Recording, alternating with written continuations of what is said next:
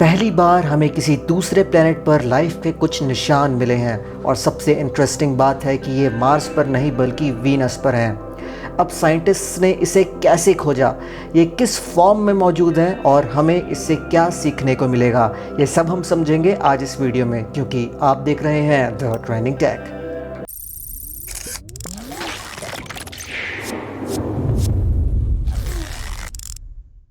अगर कभी भी हमने धरती से बाहर दूसरे प्लेनेट में लाइफ को खोजने की कोशिश की तो हमारा सबसे ज़्यादा फोकस हमेशा से मार्स पर रहा है।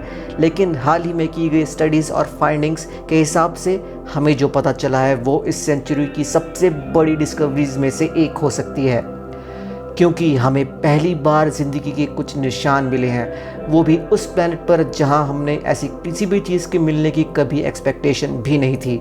वीनस, जिसे धरती का ट्विन कहा जाता है, एक ऐसा प्लेनेट है जिसका एटमॉस्फेयर बना है 96% ऑफ कार्बन डाइऑक्साइड से और यहाँ का एटमॉस्फेरिक प्रेशर अर्थ के मुकाबले 92 टाइम्स ज़्यादा स्ट्रांग है। सिर्फ इतना ही नहीं, बल्कि आपको ये सुनकर भी हैरानी होगी कि वीनस सन से दूसरे नंबर का प्लेनेट होने के बावजूद पूरे सोलर सिस्टम में सबसे गर्म प्लेनेट है, जिसका एटमॉस्फेयर में बहुत डेंस सल्फ्यूरिक एसिड के बादल मौजूद हैं।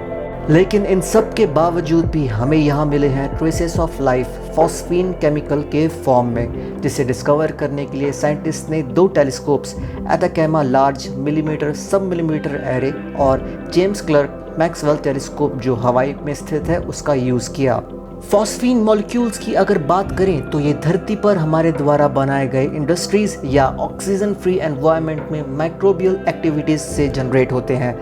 इसलिए फॉस्फीन का वीनस के सरफेस से 50 किलोमीटर ऊपर क्लाउड्स में मिलना इस बात की तरफ इशारा करता है कि हो सकता है वीनस के अपर लेयर्स ऑफ एटमॉस्फेयर में माइक्रोबियल एक्टिविटीज चल रही हो।